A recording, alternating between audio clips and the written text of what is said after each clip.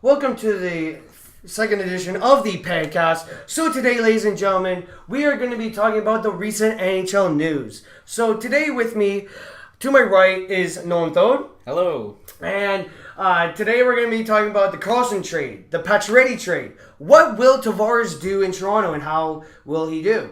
The Zetterberg retiring. Bergevin saying that Montreal is not a rebuild, which shocks me. Blake Wheeler signing, Jeff Skinner trade, the Noah Hannafin trade, as well as the Kovalchuk signing and many more. So let's get into the first topic of the day, the Carlson trade. So San Jose acquires Erik Karlsson and Francis Perron, all right, and then Ottawa acquired Chris Tierney, Dylan DeMello, Rudolph Balcers, Josh Norris, 2 conditional picks, and the conditions on those picks are, so Ottawa will receive San Jose's first-round choice in either 2019 or 2020, which is not lottery protected. If the Sharks miss the playoffs this season, it will be a 2019 selection. Otherwise, it will be in 2020. The 2019 second-round pick Ottawa receives from San Jose will be the higher of the 2 picks the Sharks own, the Florida Panthers and theirs. Should San Jose sign Erik Karlsson to a contract, Ottawa will receive the Sharks' second-round selection in 2021, which would upgrade to a first-round selection, not lottery protected, if San Jose reaches the Stanley Cup final this season. And if Karlsson is on an Eastern Conference roster this season, the Senators will receive an additional first-round pick from the Sharks no later than 2022. So to start with your thoughts on this, Nolan. Well, that trade's a big mouthful, but basically the big pieces of this is speculated Erik Karlsson was going to be out of Ottawa at some point this offseason, and it finally happened.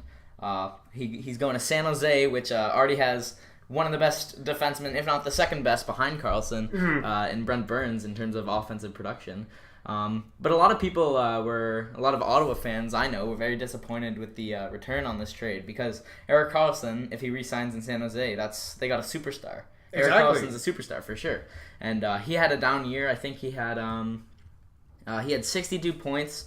He had 9 goals, 53 assists. I mean, 62 points for a defenseman.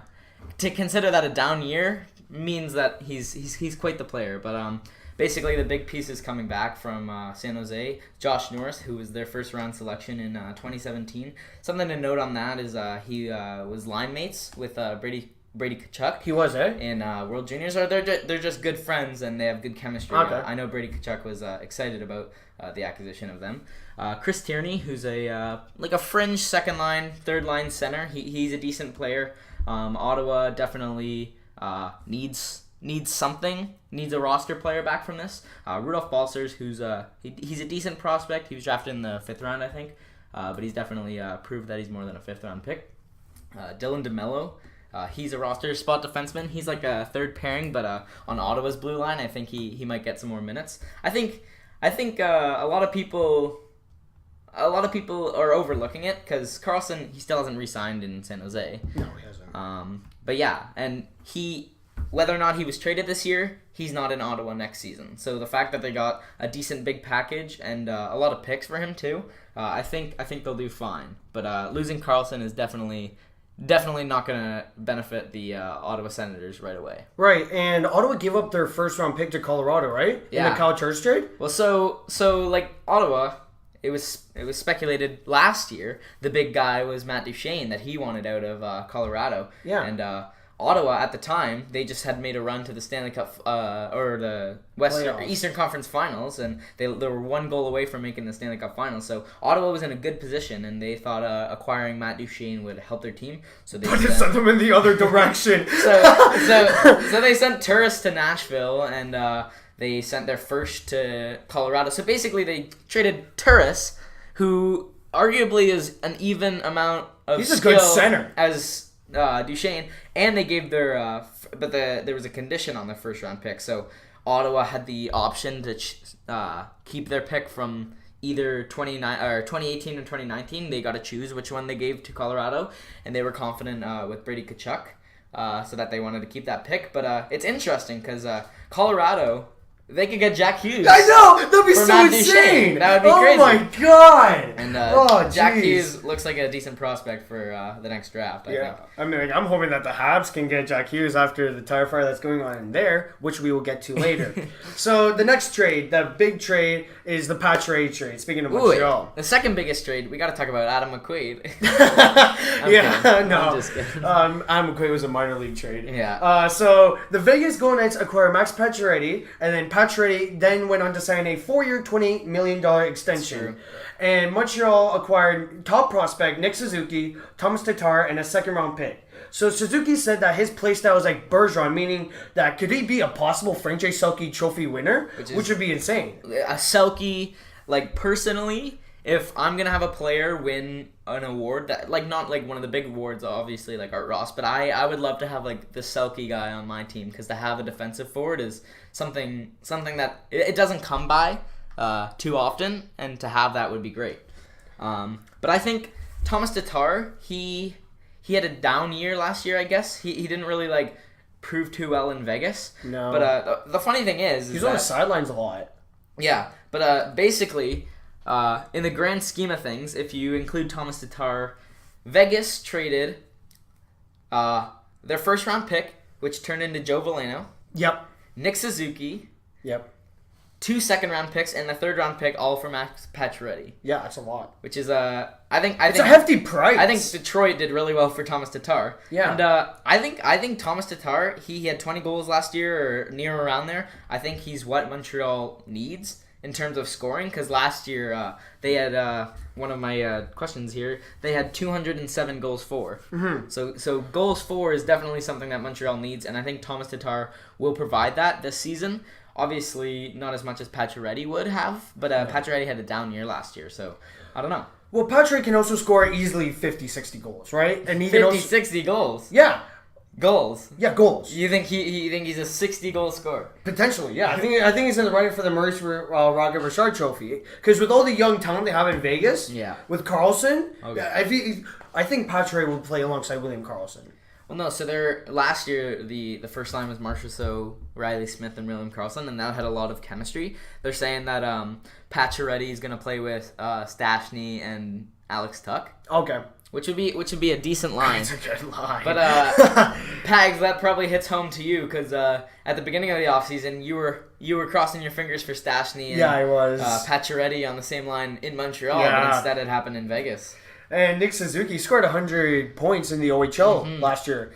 OHL stats are definitely like a lot inflated. It's definitely different. The NHL is a different beast than the OHL. Yeah. Like a lot of players, they will have success in the OHL and it doesn't translate. But however, having 100 points is definitely something that it proves you have the skill. And I think he's not going to be on the roster this season. Yeah. But come 2 or 3 years from now, Nick Suzuki and Jesperi Kotkaniemi, who is their third overall pick, if they both become top 6 forwards, Montreal's a lot better in terms of their center depth than they were last year. Yeah, 2 years ago. So now let's move into the topic of Drouin playing the wing. Yeah, Drouin playing the wing and Domi forced to play center out of his position. That's such a weird idea that Bergevin decided to do, because you trade away Alex Galchenyuk for a winger, and Galchenyuk's a natural center for those who don't know. Yeah. And now you're forcing this winger to play center, and Max Domi's never played center in his life. He's always been a winger, covering the points, always playing up high. Now, Julien, he likes his centers to play down low and help defensively, which makes sense. Yeah. And I just feel like Montreal needs to sign someone in free agency. It's not good to have someone play out of position, right? So, and I'm pretty sure Montreal's 4 starters are Domi, Plekanec, Pekka, and I'm forgetting that fourth person, but Delorier? Sorry? Delorier? Or did he leave? Delorier has an injury. He got in a fight, so he has a facial injury. Yeah. Facial injury. Anyway, it just sucks that, Suzuki or Kotkaniemi won't be on the team. It's definitely going to be a rough season for the Habs. I think their season is defined by one player, and that's Carey Price, obviously. He had a down season last year. But he's still one of the best. People are saying that he's like, 1 year, he's total garbage. Yeah. But you have to remember all the years leading up to that, right? I don't have the stats in front of me, but he has been one of the best goalies in the league. I think Carey Price, he could have a good season, but definitely with the loss of Shea Weber for the beginning of the season, he's gonna struggle because if you look past Shea Weber, that defense doesn't have too much that's gonna help Carey Price. They got Petrie, Jordy Ben, and Victor Mete if he makes the roster this season. But Victor Mete, he's young and offensive. He's young and offensive, so that could translate to a lot of mistakes in his first season. But it'll be interesting. Well, everyone has their mistakes in the rookie season, and even still, right? Like Subban, the recent Montreal trade-in was one because he did too many spin-arounds in his own zone, right? Yeah, he did a lot on both ends for the Habs, and he did a lot off ice. He did and a lot. It really hits home to me because I love Subban. I love the energy he brought to the Montreal and their fans. Every Saturday night, I would love watching him play. Yeah. PK Subban, he's definitely on the cover of NHL 18, well deserved. He's an ambassador for the league, I think, and I think he is too. He's if he keeps his production up, even if he doesn't, I think for what he's done for the league and for the African American community in the NHL, I think he's a future Hall of Famer for sure. Yeah, I think he is too. So let's move into the Jeff Skinner trade. All right, so Buffalo acquires Jeff Skinner. And Carolina acquires Cliff Pugh, second-round pick, a third-round pick, and a sixth-round pick. So I think that Jeff Skinner is a good addition to the Sabres rebuild as he gets in on the second line. I think what they're looking for, I think what they went in preseason was they had Eichel, Reinhart, and Skinner, which is definitely a good line. I think Eichel playing with Skinner and Reinhart. Skinner's definitely a sniper. He's a guy who can put in 30 goals. Yeah. This season will prove if Eichel's a playmaker or a sniper or whatever. I think Eichel's a very great player, and now he's moving to number 9, which is interesting. And my dad's very glad about that. My dad's a Sabres fan, and he's like, the best player on the Sabres is number 9, which is his favorite number. It's weird because I didn't expect him to switch numbers, It was weird. So he wore number 15. I don't know why, but once Evander Kane left, Evander Kane was wearing number 9. So I'll take that number back. Thank you very much. Yeah, but I don't think Buffalo. I think because Jeff Skinner's an impending UFA, so I think if he re-signs for like 4 or 5 years, and if they can get like good 20-30 goals a year out of Jeff Skinner, then what they gave up is definitely worth it. I think Jeff Skinner can provide. But the most interesting part of this trade for me is that Jeff Skinner had a modified no-trade clause. He did, eh? So he actually...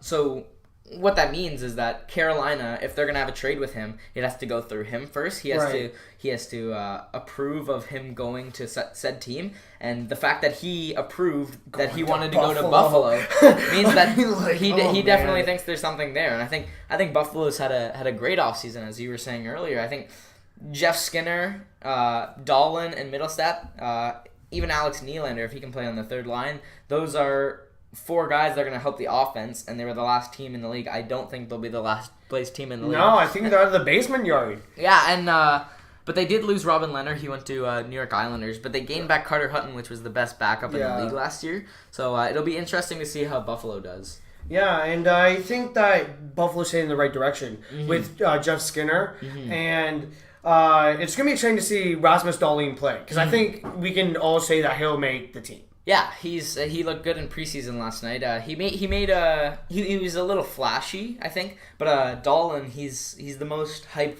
like defensive prospect in the last 20 years, and I think if he can live up to that and be like a Victor Hedman, which is what they're saying like his ceiling can be, I think which is huge. That that's something Buffalo has needed for a long, long time, and it'll be interesting to see who they play him with, because they have like really defensive guys like Zach Bogosian. It'll be interesting to see if they play him with like a veteran, or if they do have the Rasmuses playing together, which would be so Ristolainen and Dahlin, both Rasmus leading their team, which would be good. So let's move into the Noah Hanifin trade. The Noah Hanifin trade. Yep. So it depends who you ask. What they would name this trade, whether it's the Noah Hanifin trade or the Dougie Hamilton trade. I know, because they're both top 2 defensemen. Both are great young defensemen. I think Dougie Hamilton, he's more proven than Noah Hanifin is. I think Dougie Hamilton, he was first. He was in top 3 for defense scoring last year. He was near 20 goals. He's a lot of people say Calgary's defense is better than it is. I think Dougie Hamilton was definitely the best offensive defenseman on that team. But the interesting part about it is that Carolina got Michael Furlan back, who's like a decent depth forward. But a lot of people are saying Michael Furlan might beat out Svechnikov You are Andrei kidding me. Svechnikov. So they're saying Svechnikov might not make the team because they like Michael Furlan's Wow. like more veteran standards than Andrei Svechnikov. I thought Svechnikov was a lock for Carolina. Especially, yeah, me too. I thought he's a guy that can come in and produce, like, Right. for sure. But the weird thing is that Calgary giving up Dougie Hamilton and Michael Furlan, as well as Adam Fox. I don't know too much about Adam No, Fox, me neither. but Noah Hannafin and Elias Lindholm, they're both great players, but they both were RFAs this offseason, so they needed to re-sign them. And Noah Hannafin got, I think, $4.9 million. So Hannafin signed 6 years, $29.7 million deal. I think so. He got like around 4.9 Yeah. mil per year, and then Elias Lindholm had a decent deal as well. I think Elias Lindholm. I really, really, really, really want them to slot him beside Monahan and Goudreau, That'd be nasty. because that'd be a great line. I think Elias Lindholm has the skill to be a good player in the league. However, he wasn't playing with Carolina's top units because he was overshadowed by Teravainen and Aho. Yeah. So he was more of like a second line, third line forward. But I think if he's on that first line for Calgary, especially with Johnny Goudreau, who's a talent, like a special talent, and Monahan, who's a very underrated center in my opinion, that could be a really good line. Yeah, I think that could be filthy for them. Mm-hmm. So I guess, do I move into the Kovalchuk signing? Kovalchuk signing. That's a big one. Yeah. Ilya Kovalchuk, he played. So he was drafted first overall by Atlanta Thrashers in 01 or 02. It was 01. It was 01. Yeah. So he's the Winnipeg Jets because the Thrashers moved to the Jets. He's still the Winnipeg Jets all-time leading scorer. Yeah, which is kind of crazy because he left the NHL after New Jersey. Mm-hmm. And then he went to New Jersey, and then he had a weird like contract with New Jersey, but he left them. He went to the KHL for a couple of seasons, but this year he was a UFA. But it was rumored that he was coming back last year as well. Yeah, but he's like, nope, I don't want to sign. So when the rumors started that Kovalchuk was going to come back, I didn't really like believe them so much because it had happened in the past. But definitely he's played in the KHL. It's definitely a slower league than the NHL. Yeah, it's more wider, right? Because it's in Europe, whereas NHL is more up and down. The Kings, they're a very slow team. Yeah, they are. It's weird, but they have a great defense and a great goalie, so they're not letting too many goals past them. But No. Kovalchuk, it'll be interesting to see who he plays with. Whether it's Adrian Kempe, I think that's who they're rolling with on the second line, or Anze Kopitar. But he's making $6.2 million a year for the next 3 years. For the next 3 years, okay. I think, considering the likes of JVR, he got $7 million. Yeah. And if Kovalchuk can produce near and around what JVR is playing, I think it'll take us one season to know if Kovalchuk's contract is bad for the Kings or it's great for the Kings. I think 6.25 is very conservative. I think he could have made a lot more coming in, being a former number one pick and having produced in the league before. But it'll be interesting to see how he adjusts back to the NHL. Yeah, it would take him a couple games. I'm definitely excited to see him. And what I'm realizing is that I'm an Oilers fan, and the Oilers, they didn't have too many. They signed Brodziak and they signed Tobias Ryder. They didn't really make too many changes, but every single other team in the Pacific Division is getting the a Oilers whole are lot for a better. rough season as well. Yeah, it's gonna be Be rough. a wild card team. Vegas got better, arguably, but Vegas did lose Perron. He went to St. Louis, and James Neal, who went to Calgary. Exactly. But that stays in the Pacific Division, so Calgary gains Neal, Hannafin, Lindholm. Vegas gains Pacioretty and Stastny. The Kings, if Kovalchuk's good, they gain Kovalchuk. Sharks, they get better. Yeah, they I get know. Erik Karlsson. They might miss the playoffs. Think about it. Having McDavid and with all the first overall picks, like NHL for me is rigging the lottery for the Oilers because they have countless number one overall picks, and if they get another one, I might just go Only quit, two of them are honestly. still on the roster, though. Yeah. Well, because, I think Pierre Chiarelli got fleeced in that Adam Larson and Taylor Hall trade, if we look back at it. An interesting post I saw on Instagram was it said that the Senators the New Jersey Devils got more in return for Adam Larson than the Senators did for Erik Karlsson. Oh, wow, that's sad. That's really sad because Adam Larson's not that good. Speaking of that trade, the first game of the season in Sweden is Oilers versus New Jersey. It is, eh? Yeah, Ooh, which that will should be be a exciting. fun game. So then let's move over to some side news with Zetterberg retiring due to his back pain. So over 1,000 games played. He was drafted in the 7th round, 210th overall. Yeah. Which struck me. The Detroit Red Wings, they know how to draft. They do. They have amazing scouts because they drafted Datsuk in the 6th, I'm pretty sure, right? But the weird thing is that if you look over the past 10, 15 years, the Red Wings have had more players for them be like good players for them in the later rounds than the early rounds. Exactly. Like the only 2 first-round picks that are on their team that are actually doing well is Larkin and Mantha. Yeah. Larkin got re-signed this offseason. But like Datsuk in the later round, if you can get a player like that in the later round, that's insane. It's a steal. It's a steal. And I guess no one ever thought that Datsuk was going to be that good in Zetterberg as well, since he was drafted in the 7th. Yeah. So he had 960 total points. If he probably played this year, he may have had a 1,000-point career. 40 points for their captain, their number 1 or 2 center. I think 40 points is definitely reasonable. So he played in 137 playoff games, totaling 120 points, and he did not log a single minute in the minors. Yeah. Which is amazing. Which is crazy. But what this retirement says to me is that it kind of shocks me a bit because he for me the league is changing because my dad, he grew up with the NHL in the 80s and the 90s, but for me I've only seen one era of the NHL, which is the 2010s, but it's starting to have a shift, and players like Datsuk leaving, players like Zetterberg leaving, soon Charo will be gone, which and is sad. Luongo. Like the NHL is slowly becoming a different league than when I first started to be the Sedins. When I first started to be a fan of the NHL, those are the guys, and now they're at the tail end of their careers. It's sad. Crazy. So then we can move into Bergman saying Montreal's not a rebuild, which is clearly wrong since you traded since you traded veterans all the way, right? And with the way that the Habs are going, they have to deal with someone else. They have to get some defensive signing, right? Mm-hmm. And I think as a Habs fan that the team is headed in the right direction. It's not headed in the wrong direction since Montreal did acquire Nick Suzuki, the top prospect center, and Jesperi Kotkaniemi, who did score in his first preseason game. It was an absolute snipe. What would you rather have, though? Kotkaniemi and Suzuki, or Suzuki and Zadina?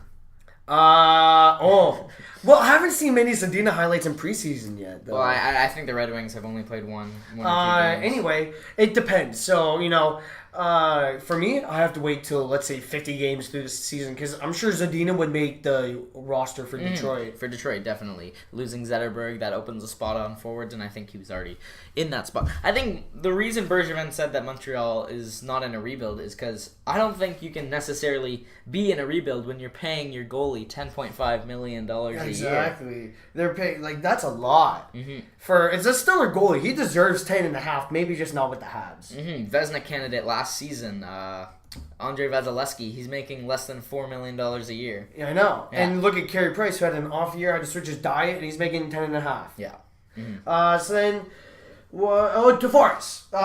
So how will Tavares do in Toronto? So I think that Tavares will play exceptionally well with Matthews and Marner on the power play. Was lethal. The Leafs power play was 25% last season, which was either in top 3 in the league. Oh, wow. Tavares, when I was getting into the NHL, a lot of my friends were Crosby fans, like Ovechkin fans. They followed one player and sort of gravitated towards that team, and I kind of wanted to do that. So Tavares, he was the number 1 pick that year in 2009, and I've always loved Tavares since, and he's been my favorite player in the league ever since he was drafted. So for me, it's closer to me because he's my favorite player, leaving a team that he's been with for so long, but they haven't really supported him. The Islanders haven't really done much to him. No. But now they had a great draft, and they're looking like they're going in the right direction, even though they lost Tavares.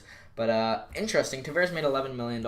He's coming off 37 goals last year and 84 points. I think with Marner, he can do a lot more, because last year his line mates, he was playing with Anders Lee, who he made a 40-goal scorer last year. But think about Tavares, he's making $11 million for the next 7 years. He's never broken 40 goals, and he's never broken 90 points. Oh, really? And he's an $11 million player. Maybe this will be the year. Maybe these 7 years will be the years that he will score 90 or more points. I think it helps the Leafs. However, JVR had 11 power play goals last year, so losing that is pretty huge. And they also lost Bozak, who's a depth center. But gaining Tavares is pretty huge. I think they got a decent goalie. They definitely have a starter in Frederick Anderson. Their defense, it's better than people give them credit for. It's not a great defense, but it's not one of the worst in the league. They got to trade away Jake Gardner. Yeah, I don't think they should. He had 51 points last year, which led their team for defensemen. And now their offense is arguably one of the best in the league. They got Matthews, Nylander. If he re-signs, that's also interesting. I know. Nylander doesn't have a contract, but they got Tavares. Kadri's playing third line, but he'll have a lot of power play time. Mitch Marner, guys like that, and Patrick Marleau. It's gonna be a good year for the Leafs. I think they can have the number one offense in the league, and they can be the best goals per game team. How far do you think they'll make it into the playoffs? Because I'm pretty sure we can guarantee them making them in the playoffs. I think the Leafs will win one round, but that's it, because this team, it's still young, that they don't know how to once they get to the playoffs. They haven't won a series yet. Yeah. But the interesting thing is they're in the Atlantic Division, so if all the cards play out how people have predicted this season to go, the Leafs will have to play either Tampa in the first round, Boston in the first round, and then the other team in the second round. Yeah. And I think they'll have a hard-fought series in the first round. They'll win it, but they'll get a little bit beaten up and then lose in the second. If it's against Tampa, man, they're gonna have a hard first round. That'll be a great offensive. I'm cheering for Toronto versus Tampa, because that'll be such a fun series to watch. See, for me, I can't cheer for Toronto at all, actually. Well, your Atlantic Division, you have Tampa, who can make the playoffs, Toronto, who can make the playoffs, Boston, who can make the playoffs. Florida, they were close last year. They were actually the 16th best team in the league. They were better than Colorado. Colorado made the playoffs. But then you got Ottawa, Montreal, and Detroit, which are three of the worst teams in the league. Probably. And Buffalo's hoping to break out of those. The bottom of that division. So I guess we could do higher or lower. Higher or lower? Yeah. Okay, so I wrote down a couple of interesting stats from last season, and I'm going to ask Pags if he thinks they'll do higher or lower than last season. It's Connor McDavid. He said his main focus on the offseason was to improve his scoring. Last year he had 41 goals. Does he get higher or lower? I think it's higher. I think he does.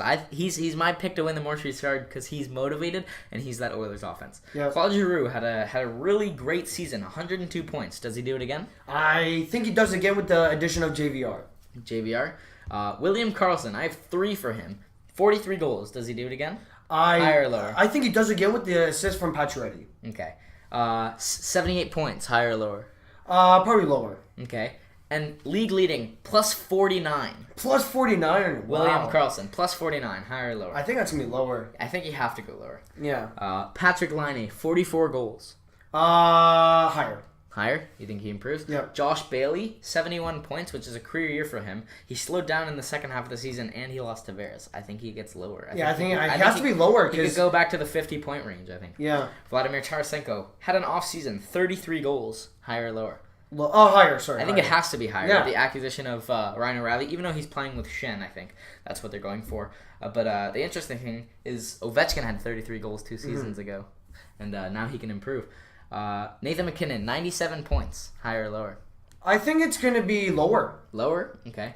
Brad Marchand, 17 games missed. Does he have more or less this year? Less games missed. Less games missed. That's good. Austin Matthews, he missed a lot of time to injury last year, so I'm not going to put his totals, but I'm saying he had 1.02 points per game. Higher or lower? I think it's going to be higher with the addition of Tavares.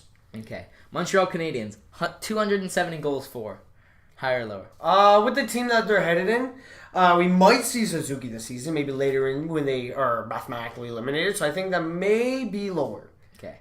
74.1% power penalty kill. For the Oilers? For Montreal Canadiens. Oh, Montreal, sorry. I think that's going to be lower. Lower? You think they're going to have even worse of a penalty kill? I don't see that the Habs are going to make the playoffs this year. Edmonton Oilers. This hurts me. They had the league's worst power play last year at 14.8%, even with McDavid. I think they have to be higher. Yeah, they have to. And then an interesting one, an aging team that does have some young players, Minnesota Wild, 101 points in the regular season last year. That's a lot.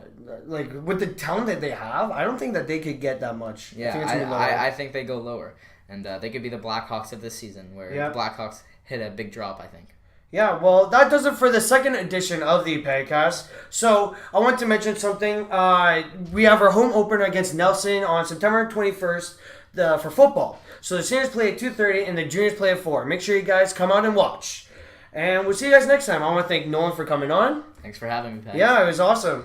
And, off to the third episode.